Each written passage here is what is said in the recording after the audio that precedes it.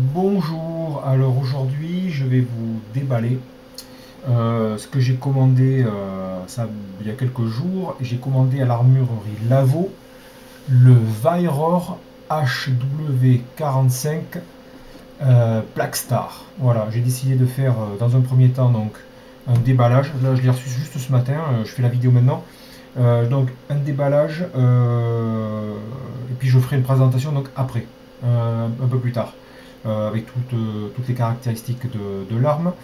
Et voilà. Et donc j'ai fait ça parce que en fait on n'en trouve pas en version française. Euh, j'ai j'ai fait je sais pas combien de sites et de réseaux sociaux comme YouTube. Il n'y en a pas. Il y en a pas, donc voilà, j'ai décidé d'en faire une. Et comme ça, ça profitera à celui qui est intéressé. Donc voilà, bon, on va commencer. Donc, j'ai pas encore ouvert, hein, c'est vraiment la découverte. Allez, c'est parti mon kiki.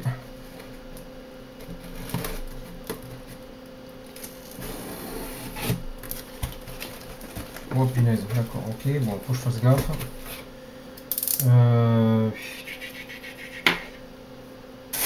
Oh, bon, il y avait des plombs. HN Sport, match rifle, donc deux boîtes. J'ai également donc une carabine. Voilà, hein, deux boîtes de ce modèle là. J'ai pris aussi deux boîtes de X-Port Stoger Ergens. Stoger. Je sais pas comment on prononce. Voilà, donc c'est celle-là. Pareil, deux boîtes.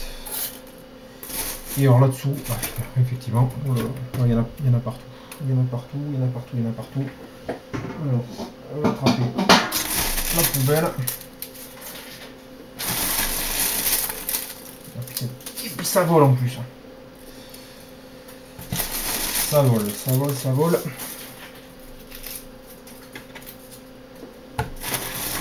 Donc armurerie Lavo, très bien, c'est assez rapide, hormis un petit problème Colissimo. Allez, c'est bon, on va la voir.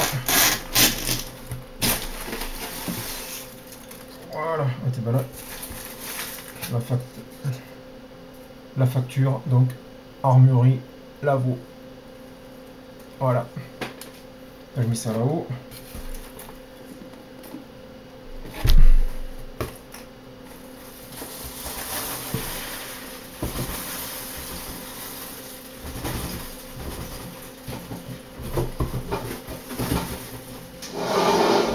Voilà. Il y en a partout, ça colle. C'est statique, ça c'est des morceaux de polystyrène, des petits cubes. Donc, voilà. Et c'est le PR45. PR45, non, pardon. PR45, je pensais à une autre marque. Non, HW45 Vairor Black Star. Alors, HW45, il y a un petit manuel. Bon, effectivement, c'est le manuel de l'arme. Il y a tous les réglages d'entretien, ce qu'il faut faire, ce qu'il ne faut pas faire, et c'est en plusieurs langues, puisqu'on a droit à de l'allemand, hein. Normal, français et anglais, c'est en trois langues. Ensuite, oh tiens, il n'est pas sur le ponté celui-là. Habituellement il est monté sur le ponté, mais enfin c'est pas grave.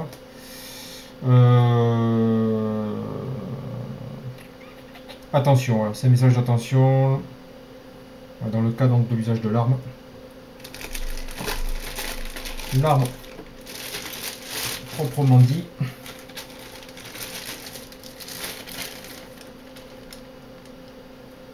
Il est lourd, hein.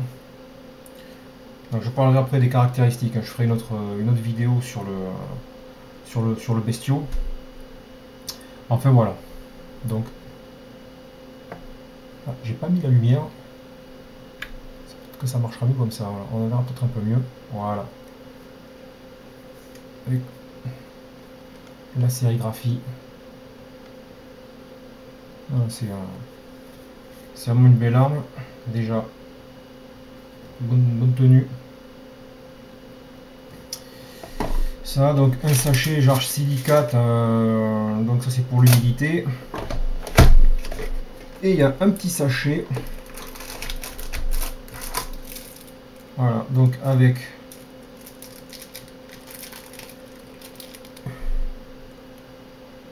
une clé Allen. Bon, si on voit bien, voilà, une clé Allen et un joint. Donc il y a un joint de rechange sur, donc pour l'entrée du canon et une clé Allen ça pour le réglage, je pense, de la détente, de la queue de détente. Voilà. Bon, mais c'est tout pour le déballage, le unboxing, et puis donc après je ferai une autre vidéo pour parler donc des caractéristiques techniques de la Bestias. Voilà.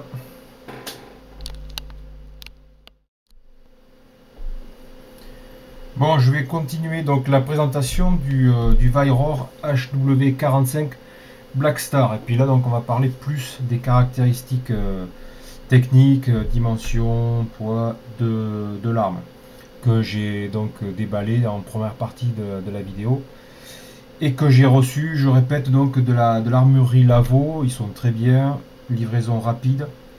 Petit problème, je rappelle, chronopost, mais bon, c'est pas grave. Mais sérieux. J'ai demandé s'il avait en stock, j'ai vérifié.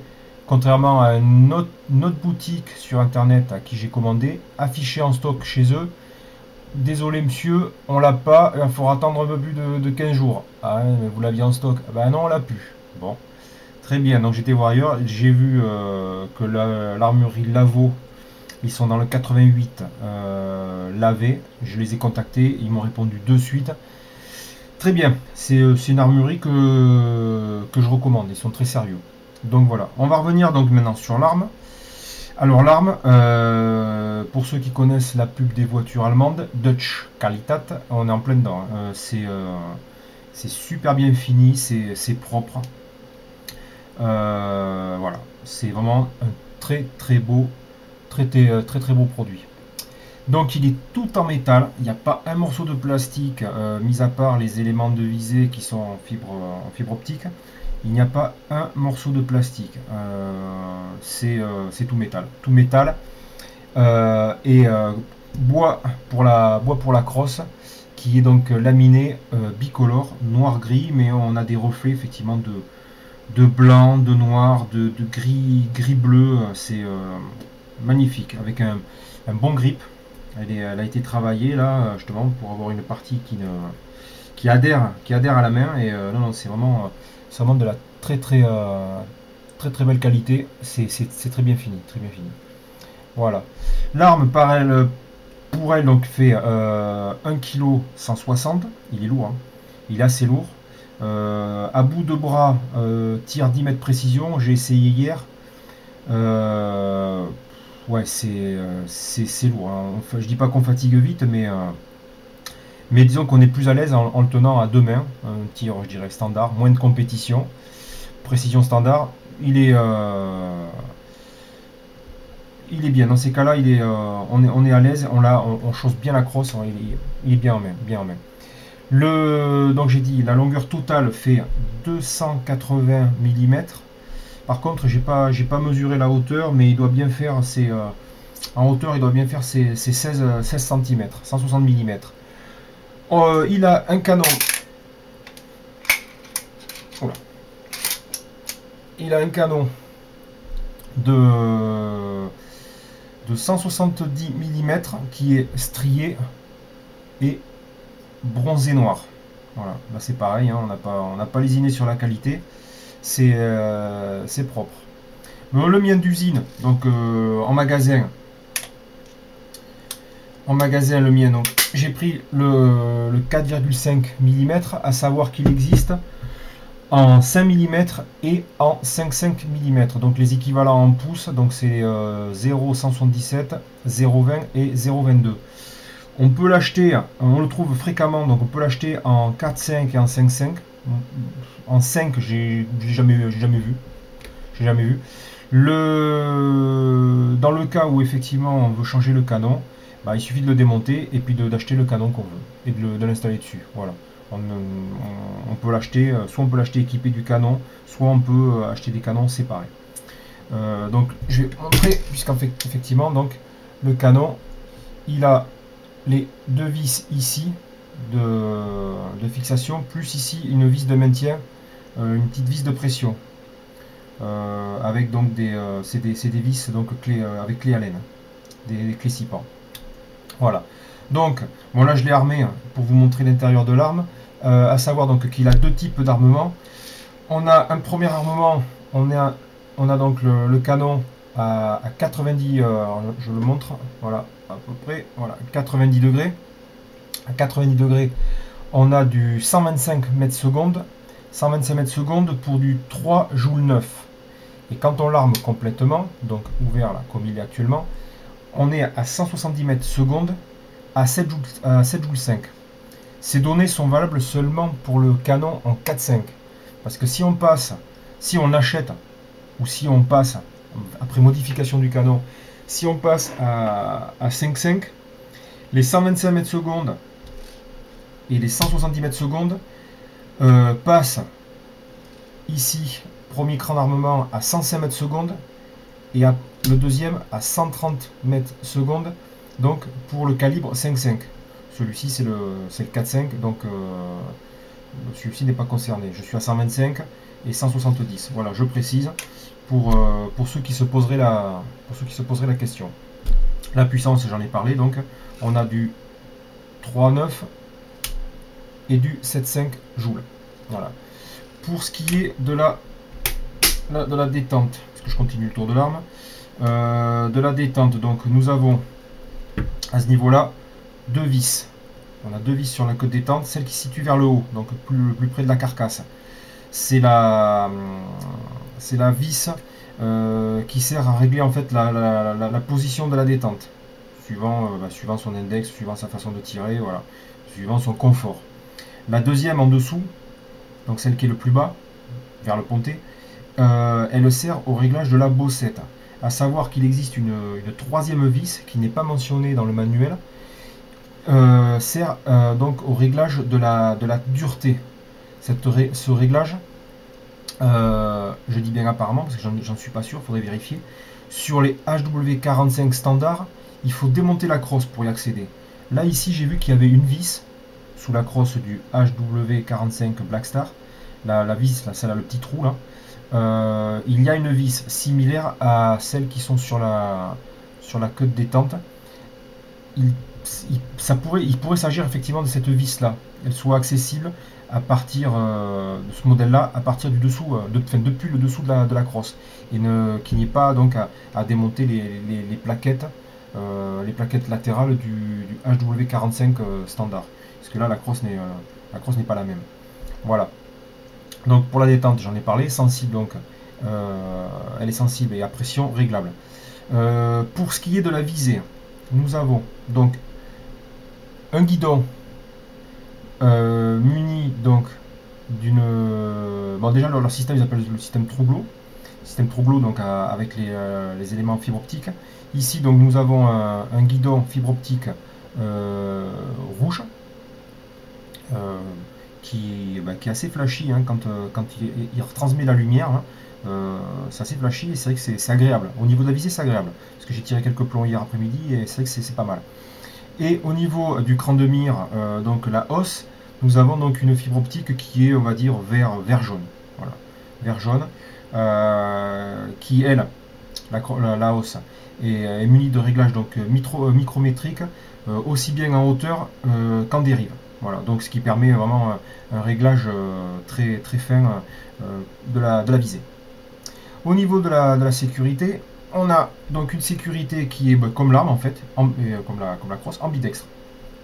Main droite, ici, nous avons la sécurité ici, que nous retrouvons de ce côté-là, pour les gauchers, puisque, je le rappelle, hein, l'arme est ambidextre, aussi bien main droite que main gauche. Voilà. Par contre, pour ce qui est de la sécurité, le point rouge, on va dire, ah zut, je cherche le mot, le visuel, on va dire, hein. Le point rouge n'est que du côté droit de l'arme, il n'est pas du côté gauche. Voilà. Décidément, j'arrive pas à trouver mes mots. Voilà, l'effet visuel de de la sécurité, donc du feu, n'est que du côté gauche de l'arme, mais pas du côté droit. Voilà. Bon, ça c'est pas grave, c'est pas gênant en soi, hein. On sait que quand la sécurité est vers l'avant, c'est feu. On a le F apparent. Et le S pour la sécurité. Ça, de toute façon, je ne suis pas peine de revenir dessus. C'est du standard, on le trouve à peu près sur toutes les armes. Donc au niveau caractéristiques techniques, je l'ai dit, donc elle est ambidextre. Mis à part ça, donc on se retrouve avec un rail de 11 mm pour fixer donc un organe de visée, soit un point rouge, ou une lunette. Voilà. Donc bon, j'ai fait le tour de l'arme. Je mettrai quelques photos en fin de vidéo, des photos plus détaillées de la bestiole. Et puis voilà, donc ce qu'il préconise, c'est un rodage du canon. Effectivement, les premiers plombs que j'ai pu tirer à 10 mètres, c'est pas tout à fait ça. C'est pas tout à fait ça. Effectivement, il faut trouver déjà le plomb qui va avec l'arme et ce fameux rodage. Voilà. Pour les plombs, alors j'en ai plusieurs, je mettrai une photo à la fin de la vidéo. J'ai du Stoeger X Sport, du École de tir HN. Voilà. Donc j'ai commencé le rodage avec cela. Donc c'est École de tir HN. Que j'ai commandé aussi à l'armurerie Lavo pour les tester, on verra ce que ça donne. Du X Sport Stoeger, voilà, il y a cela. Et également j'ai du RWS Club, donc je ferai des essais avec aussi. Et voilà, c'est pour plus tard, puisque je devrais changer, je compte aussi acheter un pistolet de compétition, mais il faut jouer avec le club déjà. Voir au niveau des tarifs ce que je peux avoir. Donc pareil, c'est des RWS, mais là c'est les R10 Match. Donc ceux-là effectivement qui sont plus appropriés à la compétition. Ça marchera bien avec l'arme, ça n'y a pas de souci, mais ceux-là ils sont plus destinés vraiment à la compète. Mais ça c'est dans un deuxième temps. Donc voilà. Donc ça c'est fait. Pour terminer, ouais, non pas tout à fait, enfin, juste un mot. Donc ouais, l'arme hyper bien stocké. Hein, je dis pas qu'ils sont passés à tout, mais tous les éléments de frottement métallique interne, tout a été huilé, graissé. Donc pour ceux qui vont se l'acheter, je sais comment ça se passe. On est tous pareils. Super, je viens de le recevoir, je vais tirer, c'est génial. Surtout, pensez à dégraisser le canon. Il y a de l'huile, ils ont mis une légère couche d'huile à l'intérieur, de stockage bien sûr. Surtout le dégraisser, le nettoyer. Parce que même moi, après l'avoir nettoyé, il fume encore, on sent l'odeur de graisse. Par contre, c'est peut-être la graisse que j'ai encore au niveau du joint ici, là, du joint d'étanchéité à l'entrée du canon. Effectivement, il y a de la graisse, ça pourrait venir de là. C'est bien stocké. C'est propre parce que même le fût du piston est je sais pas si on le voit bien là, même le fût du piston est huilé, donc ça j'y touche pas, ça le protège, ça ne risque rien. Les deux petites, l'espèce de, ouais, je veux dire la fourchette qui sert à armer le piston, c'est pareil. Donc ça je n'y touche pas non plus, c'est pas la peine de le dégraisser, de déhuiler, ça protège. L'extérieur du canon, même chose, c'est huilé, enfin oui, c'est légèrement huilé, j'y touche pas, ça protège, même s'il est bronzé, le canon, j'y touche pas. Ce qui a été graissé aussi, c'est la petite, bon, je sais pas comment on peut appeler ça, l'axe, c'est l'axe qui sert en fait à maintenir donc le canon refermé avec le chien. Pareil, c'est graissé. Donc ici, là, c'est graissé. Des pièces d'usure, hein, des pièces de frottement. Ils ont pensé, c'est bien, c'est propre. Et pareil, donc, au niveau du chien. ça a été graissé. Là je nettoierai peut-être un petit peu à ce niveau là, parce que c'est vrai que quand je tire, on le voit, voilà, à ce niveau ici là, on voit un peu de graisse encore, et c'est vrai qu'elle a tendance à faire un peu de fumée quand on tire. Donc j'ai peut-être laissé un peu trop de graisse. Ouais, c'est vrai qu'éventuellement, si vraiment je venais à ne pas m'en servir, j'en remettrai sur le joint pour pas qu'il y ait de vieillissement prématuré, mais autrement, non, faudrait que je nettoie un petit peu. Parce que c'est vrai que j'ai dû tirer une soixantaine de plombs, et sur les 60 plombs, il a fumé à chaque fois. Fumée blanche, odeur de graisse brûlée, là, ouais, odeur de graisse de mécanique, ce qui est normal en fait. Et voilà, donc ça, faut penser à le nettoyer un petit peu. Mais bon, j'ai vu sur des forums que ça arrivait à pas mal de propriétaires de cette arme-là, d'avoir cet effet de fumée blanche et d'odeur donc de graisse brûlée. Donc je le nettoierai un peu plus au niveau de l'entrée du canon. Au niveau de la bouche, à ce niveau-là, c'est pareil. Bon, le canon est en recul, mais c'est pareil, faut penser à le nettoyer parce que c'est graissé aussi à l'intérieur.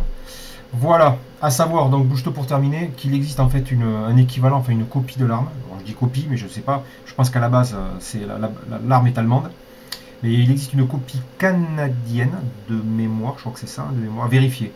C'est exactement le même, enfin le même. Pour le HW45, je parle pas du Black Star proprement dit, mais après le reste de l'arme, c'est la même chose. Hein. C'est le Biman P1. Voilà, c'est le Biman P1 qui est une version canadienne. C'est exactement la même. Par contre, au niveau finition, je sais pas du tout, je sais pas ce que ça vaut. Voilà. Donc à voir pour ceux qui seraient intéressés. Mais là, c'était la version française. Alors je le reprécise parce que c'est vrai qu'on ne trouve rien en français sur cette arme sur le net, notamment sur les réseaux sociaux comme YouTube, les vidéos. On voit, il y a très peu. Il y en a très peu. Voilà. Et puis plus tard, je ferai une autre vidéo aussi sur les essais de tir. Sur les essais de tir, je pense principalement à 10 mètres. Voilà. Bon, et bien ça en est fini. J'espère avoir fait tout le tour, n'avoir rien oublié. Non, je pense pas. Non. Voilà. Bon. Et puis ben, j'espère que ça vous sera utile pour éventuellement vous décider dans l'achat. Je précise, c'est une très belle arme. Finition exemplaire. C'est vraiment très bon produit. Voilà. Bon, ben à une prochaine fois, puis à bientôt pour les essais de tir.